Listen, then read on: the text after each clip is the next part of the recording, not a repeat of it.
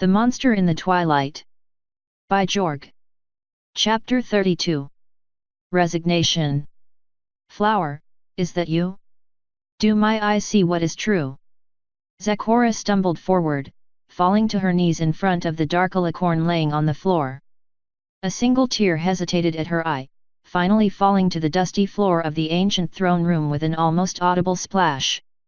The alicorn raised her protective wing slightly from over the small body, and a sudden gasp swept through the room. She's gorgeous. Look at her wings. She has all of our colors. Why, she's an alicorn. Rarity. She looks just like that time we did your laundry. A second, much smaller alicorn filly was sprawled motionless on the cold stone floor, her mane and coat a streaked explosion of colors that streamed from her nose all the way to her tail as if all the sun-drenched clouds of a vibrant sunset had been condensed together and formed into a tiny little pony. Bits of her mane glittered in the radiant sunbeam slanting down through the window, making a slow chromatic flow down her neck that shimmered and glowed even while the little filly raised one violet wing to shade her face and muttered, "Turn T down, Mom." Monster. 5 little ponies flung themselves across the floor, piling onto their friend in a joyous ball of happiness that drowned out all coherent speech in the room. Even Princess Celestia appearing in a ball of light inside the throne room window a few moments later seemed anticlimactic. Rather than interrupt the ecstatic reunion, if possible, the adult ponies all quietly tip-hoofed to the other side of the room where they would be able to hear each other. Celestia and Luna leaned against each other with fierce intensity, avoiding the same pony pile that had overtaken Twilight Sparkle and her friends only by the discipline of their advanced ages, although it had been a close judgment call.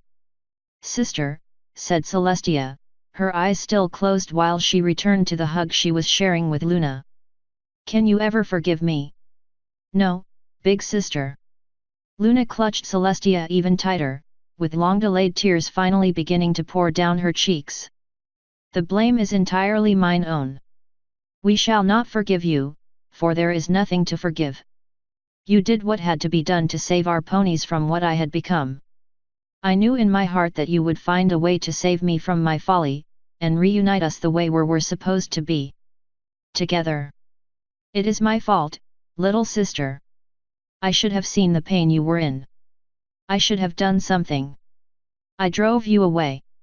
It was my actions that made you into that thing.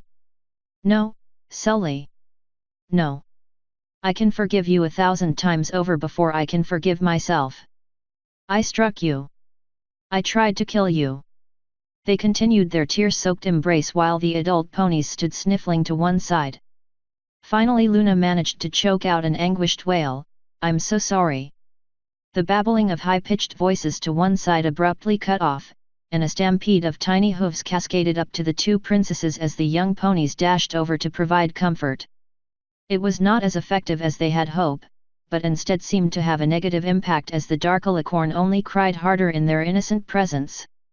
Her tears washed down the front of her chest, drenching the little ponies when they clustered near and even dampening the coats of the adults who could not help but attempt to add their consolation to the distraught new princess. 1,000 years of cold reserve broke in both of the old alicorns as their tears unlocked deep emotions which had not been diminished by the passage of time. Almost incoherent, Luna sobbed, "What if I am weak again, sister? I can no longer be trusted by your side." "Never, little sister." Celestia leaned over Luna, her tears flowing down the pastel mane which nearly engulfed the smaller alicorn. "I have not fought so hard, risked so much to lose you again. I shall always be there for you. You were there when I became the nightmare, and it did not help," sobbed Luna, her emotions at the ragged edge of control. "I was so afraid, of you, of my ponies, of being forgotten and alone. The darkness will always be there for me. Waiting." Neither alicorn sister noticed the sharp gasp from around their knees, and the clatter of little awkward hooves as Twilight Sparkle scurried outside, returning a few minutes later with something clutched between her teeth. "Princess? Princess Luna?" Twilight's voice was muffled as she nudged the dark alicorn, finally resorting to a sharp poke with her rounded filly horn to get Luna's attention. "Here. What is it, child?" asked Luna, shocked out of her tears momentarily by the tattered scrap of cloth carried by the tiny multicolored alicorn. She held the scrap up to the sunlight that streamed through the window of the ancient throne room and regarded it with bafflement. "Miss Smartypants," said Twilight Sparkle with a sharp nod of her head, as if her carefully pronounced words explained every question in the universe. "Smartypants?" asked Luna quizzically, blinking away tears to glance at her sister, although her blank look in return did not add any additional information to her puzzlement. "Yes." Twilight took a deep breath and sounded her words out one at a time. "Or as she is properly called, Miss Smartypants, ruler of the backyard, guardian of the night, and defender of the bedroom." Dropping her voice to a loud whisper, she added, "She's my doll." "Really? Well." At a loss for words, Luna turned the scrap of cloth over several times before determining which end was up, giving the tattered scrap of cloth a long look into the two mismatched buttons that were most probably its eyes. She paused, holding the doll loosely in her magic field before bringing it in closer and giving it a sniff. The damp, star-strewn mane that cascaded down Luna's back gave a slight twitch, and ever so slowly began to ripple as if a faint breeze blew through the ancient castle. "Hast thou ever given thy defender to another pony, Twilight Sparkle?" "Once." Twilight did not turn away, but kept her eyes focused on Luna. "He is a big, strong stallion." "Afraid, but Miss Smartypants helped." "Go ahead. Hug her." Even while her emotions continued to churn into a chaotic turmoil in her head, Luna could not look into those trusting purple eyes and deny her request. She brought the dirty scrap of cloth to her chest and gave it a little hug, just once. Only a little one. Very small. And she knew. "Thank you, Twilight Sparkle." Luna gave the grubby scrap of cloth a second hug while a small smile emerged onto her face like the moon coming out from behind a cloud bank. The little alicorn beamed in return, seemingly reflecting and amplifying the smile until it filled the entire throne room. "You can keep her. Take good care of her. Wash. Patch holes. Mom can patch for you. I keep burning holes when I try." "I'll help you with the patches, Luna," said Celestia, moving up to put one wing over her sister. "Sully." Luna looked up at her sister and tucked Miss Smartypants under one wing protectively. "You can't even darn a pair of socks." "Thank you again, Twilight Sparkle," said Celestia with a smile, keeping her wings spread over her little sister. "We will be taking you home shortly, so if you and your little friends would like to get some pictures." "Pictures," squealed Twilight, bounding off towards the other end of the throne room with the rest of her friends in tow. "I want to sit in the throne." "No, me. Me." Chuckling slightly despite herself, Luna leaned against her sister while she watched the little ponies play. "The place of her creation took away all of her pain, but my heart was torn by forces without and within. Save for the fact I would have lost you, my sister, I would that I had been reborn a foal, without the memories of my terrible deeds, or the responsibilities of my position. Thank you, dear sister." She wiped her face with one hoof, turning to blink at the rest of the adult ponies, who all returned her look with various degrees of concern. With a painful gulp, and an extra squeeze to the doll under her wing, she stiffly nodded her head and addressed them as formally as possible. "We must thank thee also for thy assistance in our release." "Thou all," she trailed off with a sniff, and blinked away yet another tear, unable to speak any more. Stepping forward, Zecora went to one knee and bowed her head. "Oh, Imitabiriwa na Anga of the Moon, we are honored to greet you in this room. To accept my daughter's gift was very right, for in her grip, many nightmares it has put to flight." After Luna nodded her head to the zebra, Applejack stepped forward, her hat in hoof while she nervously bowed. "Your Highness." "Highnesses. We all just wanted to welcome you back to Equestria, and you ain't gotta be so scared of nuttin' no more.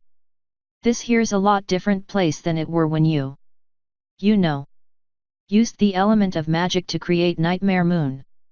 Luna's voice was steady, but the stars in her mane slowed in their waving to a mere crawl, and the wing with Miss Smartypants tucked underneath was held quite tightly against her side. Yeah, that's it. I don't think you gotta reckon that's gonna happen again, since Trixie there has that magic gizmo now, and I don't think she could magic her way out of a wet paper bag. Applejack waved at the unicorn in question, who still looked almost exactly as frazzled as she did when the portal was being closed. The rest of the ponies had emerged from the event refreshed, even Rarity's short tail being restored to its glorious curly state, but Trixie was unchanged, from her singed hide to her nearly burnt-away mane. Trixie gave no indication of hearing her name, but remained staring vacantly at the cluster of small ponies playing around the stone chairs at the other end of the room. Plus I don't think that their gadget really likes her all that much anyways. I see.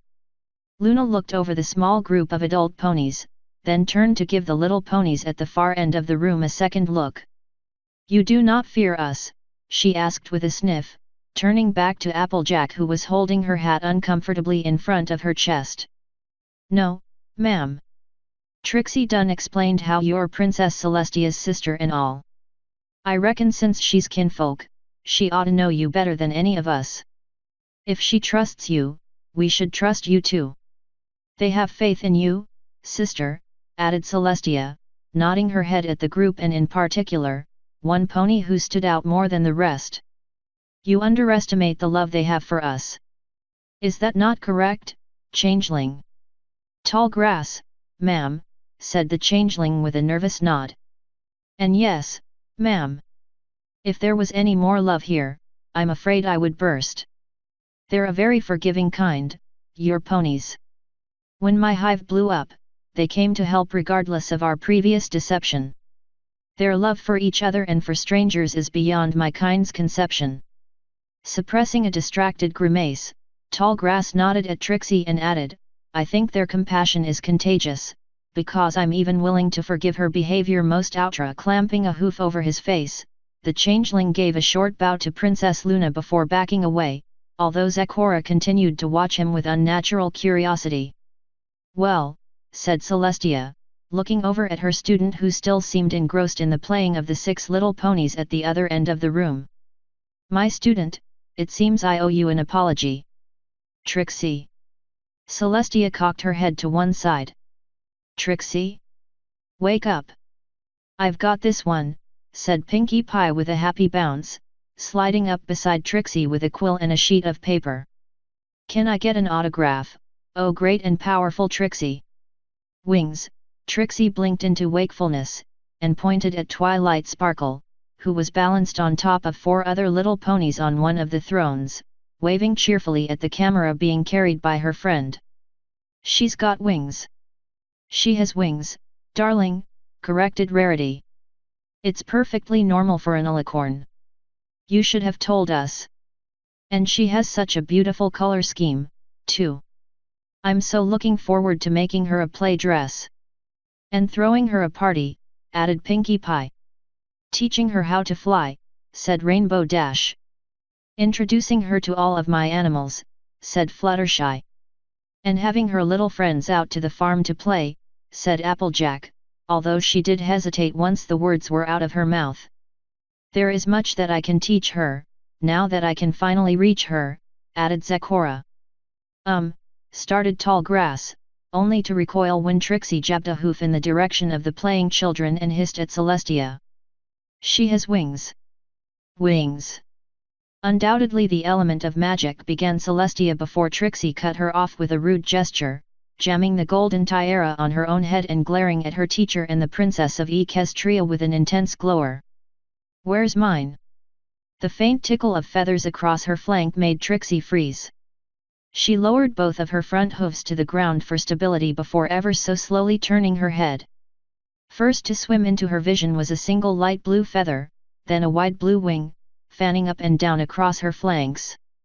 Then Rainbow Dash's smirking face as she fanned her wings over Trixie, being suspended over the student's back by Pinkie Pie's strong earth pony hooves. Rainbow Dash, cried out Trixie, her face reddening with anger while she drew in a deep breath to begin shouting. For the longest time in the ancient throne room, there was no noise except for the small ponies at the other end of the room, trying to build a pyramid of their bodies on one of the thrones. And then there was a small snort. And an infectious giggle. Followed by a gale of laughter as Trixie collapsed on the dusty ground, rolling onto her back and kicking her legs in the air. They all laughed, even Luna, although with substantial restraint, and even though the little ponies did look over at what the crazy adults were doing, they decided that getting pictures taken in silly poses was a far more fun-filled activity. Oh, I'm going to get you back someday, Rainbow, chuckled Trixie. Thanks. I really needed that. Hey, don't mention it. Thanks. Rainbow Dash flew down to Trixie and put a hoof to her forehead. Did that weird headband warp your brain or something? Your Trixie is indeed acting quite strange, but I do not think she is deranged. Zecora shrugged. Any more than she was before. The crazy zebra is right for a change. Trixie rolled to her hooves and lit her horn to pick up the tourmaline-topped tiara, holding it hesitantly in her magical grip while her face grew serious. Princess Luna, when I first stole that book from your sister's library. Actually, now that I think of it, that book was awfully easy to steal. Celestia merely smiled, never stopping her warm embrace of her long-lost sister for even a moment. Anyway, the minute I figured out what the elements were, I had it all planned out. I would use the power of the elements to become an alicorn. Using my new powers, I would defeat the legendary mare in the moon and go on to rule all of Equestria at Celestia's side. All the while we slogged through that stupid forest, I knew what would happen when I picked the elements up.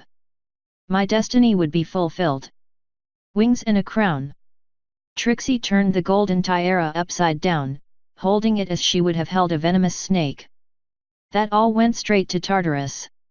When this thing touched my head, I saw echoes, reflections, whatever you call it, all the way back to when the Titans created the elements. Lost in thought at the sights she had seen, Trixie held the tiara loosely, making the smallest movement to put it on her head before she caught herself with a frown. Princess Luna, I could see every time it had ever been used before, when you and your sister used it, and when Twilight used it, and I've never been so afraid of something in my life. You used it to create a monster, Celestia used it to imprison you in the moon, and Twilight Sparkle used it to create a world. All my life, I've wanted power, fame, the love of millions, the knowledge of the universe. Trixie turned the tiara around in her magic, the sunlight glinting off the ancient relic in little golden and pink glitters that seemed so harmless in the light of day. Finally, she sat it down on the cold stone floor in the sunlight and regarded it with a shake of her head. Wings. I wanted wings, no matter the price. I saw what your sister could do and I was just eaten up by jealousy, just like you. I wanted to be her, I wanted to have her power, I wanted to be loved like her. I thought, I yearned, it was all about me, never any pony else. I was so blinded by what I wanted, that I never thought about what I needed. Friends. Her voice got very small as she continued. It almost killed all those little ponies. The elements don't have any power on their own, they pull it out of their users. I never would have seen that as a problem before now. If I had used the damned thing on Nightmare Moon, I would have killed 5 little innocent friends from my arrogance. Even if I had succeeded, how much longer until I would use it like you did, Princess? How long could I last until I brought life to my own nightmare? You used the elements of harmony, not for your own greed, said Zecora, moving up and resting a hoof on her shoulder. But with your friends to save lives in need. I think as a student, you may actually be capable of learning. Although, she removed her hoof from the burnt cloak, wiping off some charcoal residue, you should first try something that involves less burning. I intend on doing what I should have done in the first place. I've been just horrible to all of you, even the bug I mean tall grass. And you, Zecora. I mean to make it up to all of you, and earn your friendship. A pink aura surrounded the element of magic as Trixie floated it back over to Celestia, placing it down at her hooves with a faint click. I quit.